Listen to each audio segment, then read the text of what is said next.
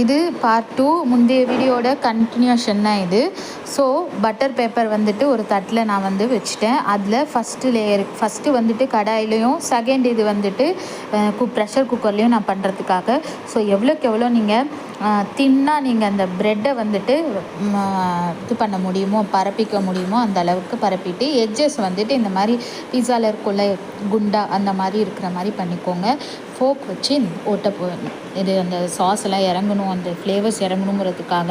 அப்புறம் அந்த நம்ம பீஸா சாஸ் பண்ணி வச்சுருக்கோம்ல, அதை வந்து இந்த மாதிரி அப்ளை பண்ணிக்கோங்க. பண்ணிவிட்டு மேலே வந்துட்டு மொசரெல்லா சீஸ், செடார் சீஸுன்ட்டு கடையிலலாம் விற்கும், அது வந்துட்டு அதை எடுத்து போட்டுக்கோங்க. ஃபஸ்ட்டு ஒரு லேயர் போட்டுட்டு, நான் இன்றைக்கி வந்துட்டு வெஜிடேபிள்ஸ் வந்துட்டு வெறும் ஆனியனும் க்ரீன் சில்லி வச்சு தான் பண்ணேன்.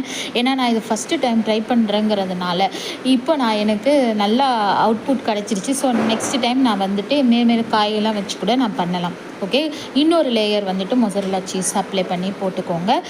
அதுக்கப்புறம் வந்துட்டு நல்லா எவ்வளோக்கு எவ்வளோ சீஸ் போட்டணும் போட்டுட்டு, கடாயை ப்ரீஹீட் 10 மினிட்ஸ் ப்ரீஹீட் பண்ணி வச்சுருக்கேன். சால்ட்டு கொட்டி அது மேலே ஒரு கிண்ணம் வச்சு அதை வச்சு மூடிடுங்க. இப்போது மூடிட்டதுக்கப்புறமா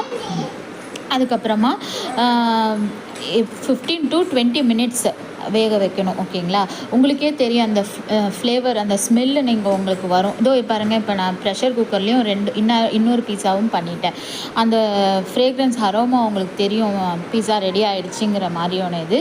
அதை எடுத்துகிட்டு அதுக்கப்புறமா வந்துட்டு மேலே வந்துட்டு பீஸா சீசனிங் பவுடரும் சில்லி ஃப்ளேக்ஸ் வந்துட்டு நானே இந்த காஞ்ச மிளகா இருக்குல்ல, அதை நம்ம மிக்சியில் பல்ஸ் மோடில் அரைச்சிக்கிட்டே இருந்தோம்னா சில்லி ஃப்ளேக்ஸ் நம்மளுக்கு கிடச்சிரும். ஸோ அதையே நான் போட்டுக்கிட்டேன். அவ்வளோதாங்க. பீஸா வந்து தூள் நிஜமாலுமே சூப்பராக இருந்தது. நான் வந்து ஃபஸ்ட்டு டைமுன்றனால சீஸோட அளவு வந்து கொஞ்சமாக குறைவாக போட்டுக்கிட்டேன். உங்களுக்கு இன்னும் கொஞ்சம் கூட நிறையா நீங்கள் போட்டு நீங்கள் சாப்பிட்லாம். பயங்கர ஹீட்டாக இருந்தது, but flavour super. Bye see you later. Bye. Try it at home.